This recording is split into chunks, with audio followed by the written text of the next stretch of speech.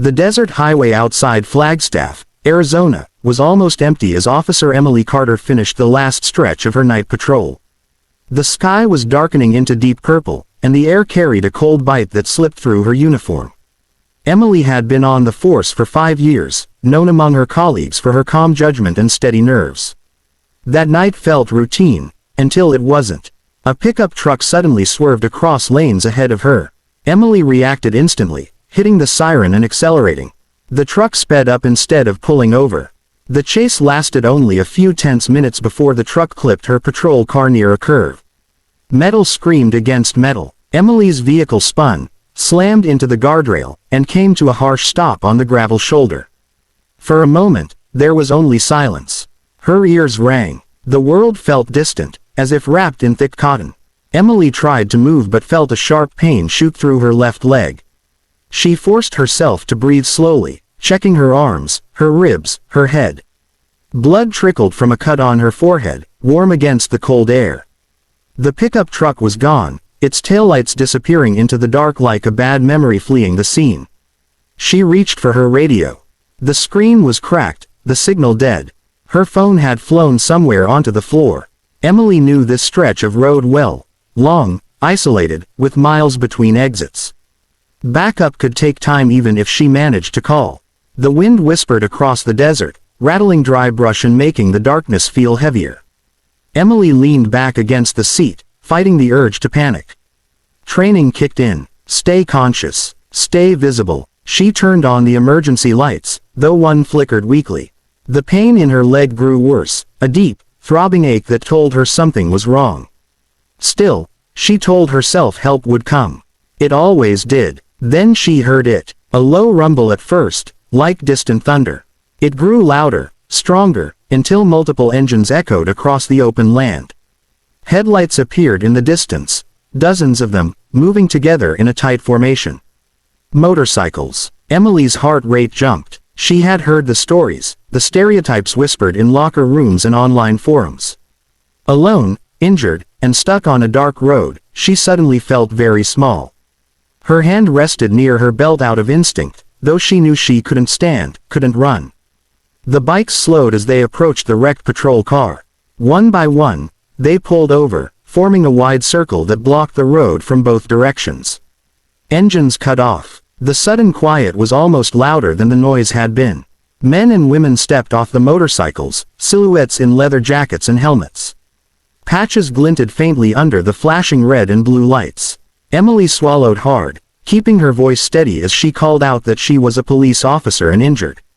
For a long second, no one spoke. Then a tall biker removed his helmet and raised both hands calmly, signaling the others to stay back. He took a few slow steps toward the patrol car, his boots crunching on gravel. "Easy, officer," he said in a low, controlled voice. "We saw the lights. You're not alone now." Emily looked at him, uncertainty mixing with exhaustion. She didn't yet know what would happen next, but in that moment, the night took a turn she never could have expected. The man's calm voice cut through the tension, and Emily felt a small weight lift from her chest. He motioned to the others, and the group moved with surprising order.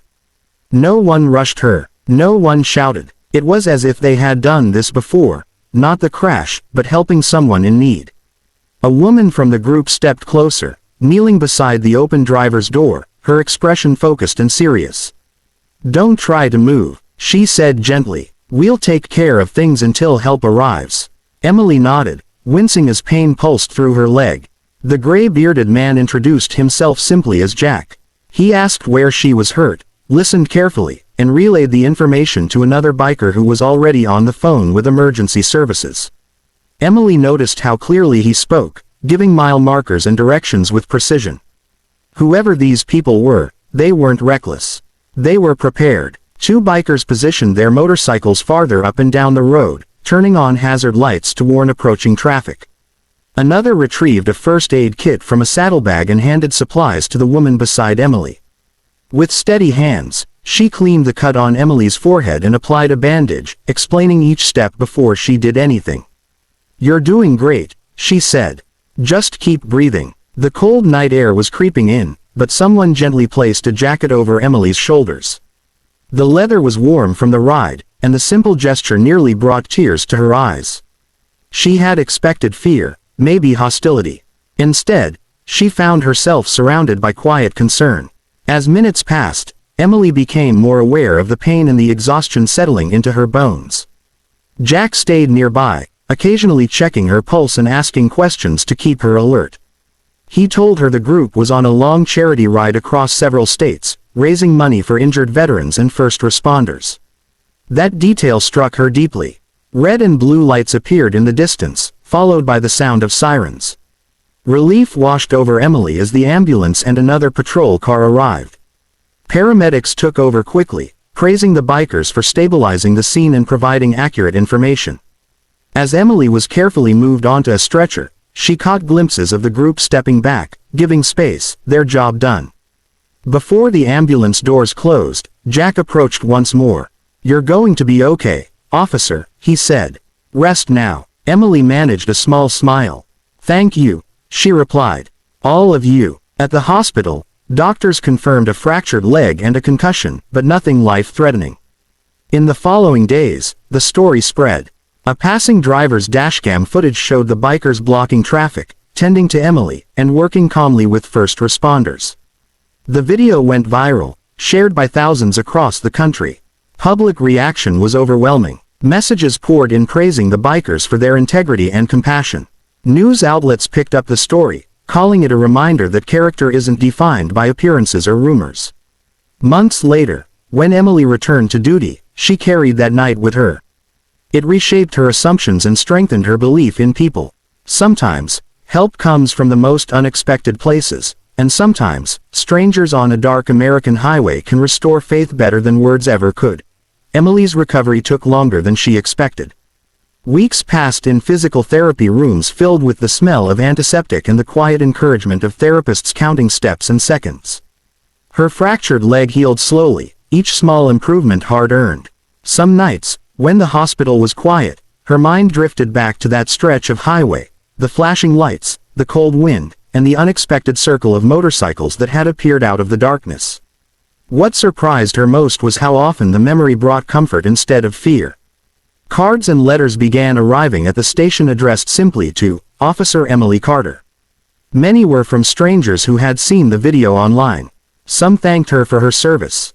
Others mentioned the bikers, saying the story had changed how they viewed people they once judged too quickly. One envelope contained a short note signed by Jack and the road crew, wishing her strength and a smooth recovery. Emily read it more than once. When she was finally cleared to return to light duty, her first day back felt unreal. The familiar sound of radios, the hum of conversations, and the weight of her badge grounded her.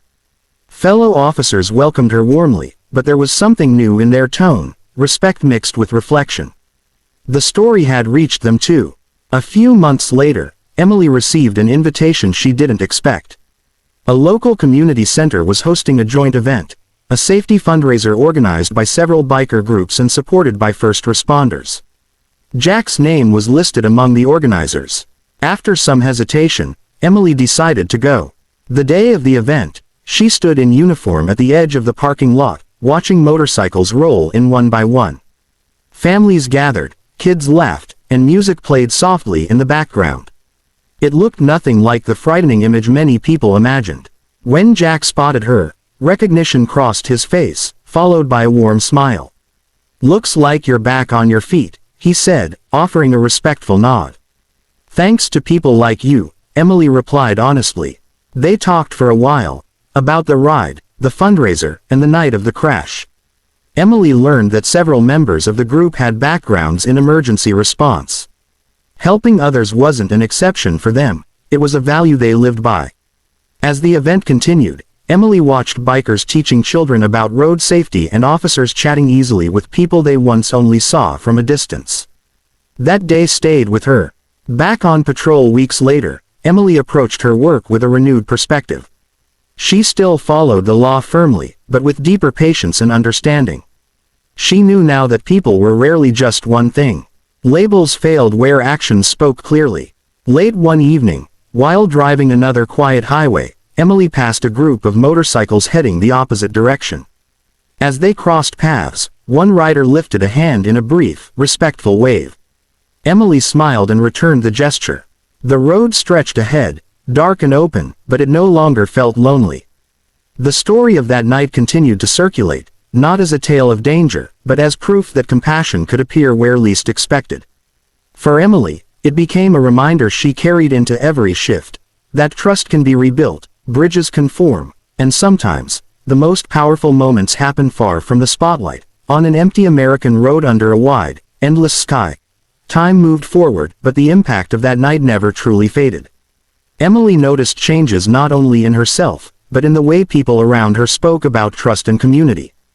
At roll calls and training sessions, her supervisors sometimes referenced the incident, not as a warning, but as an example of cooperation beyond uniforms and labels. It became a quiet lesson passed along to new recruits.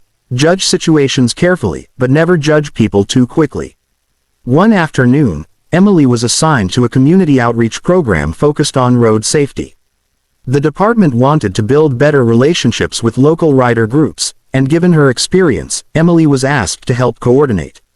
At first, the responsibility felt heavy. She knew not everyone would be open-minded. Still, she accepted, believing the effort was worth it. The first meeting took place at a small town hall just outside the city. Rows of folding chairs filled the room. On one side sat officers in uniform. On the other, bikers in casual clothes and leather vests. The air was tense at first, filled with cautious silence. Emily stepped forward and told her story, not dramatically, but honestly. She spoke about fear, pain, and expectations, and how those expectations had been completely overturned by simple human decency. As she finished, the room felt different. Shoulders relaxed. A few heads nodded. Conversation started where silence had been. Over the next several weeks, joint programs took shape. Bikers volunteered as escorts for charity runs and funeral processions. Officers provided safety training and legal guidance for group rides. Slowly, mutual respect replaced suspicion. Emily watched friendships form where none had existed before, and it filled her with a quiet sense of pride. One evening, during a charity ride dedicated to injured first responders, Emily stood near the starting line. Hundreds of motorcycles waited, engines humming softly. She looked at the riders, men and women of all ages, and realized how wrong it was to reduce people to stereotypes. When the ride began, the sound wasn't threatening. It was powerful, united, and purposeful. Later that night, Emily drove home along a familiar highway. The road reflected the sunset in soft shades of orange and gold. She pulled over briefly at the same mile marker where her accident had happened months before. The guardrail had been repaired. Fresh lines marked the pavement. To anyone else, it was just another stretch of road. For Emily, it was a place of transformation. She stood there for a moment, breathing in the open air. The memory no longer carried fear or pain. Instead, it carried gratitude.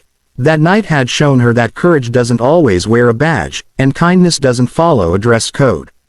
As she returned to her car, Emily felt ready for the unknown roads ahead, ready for challenges, and ready to believe in people again.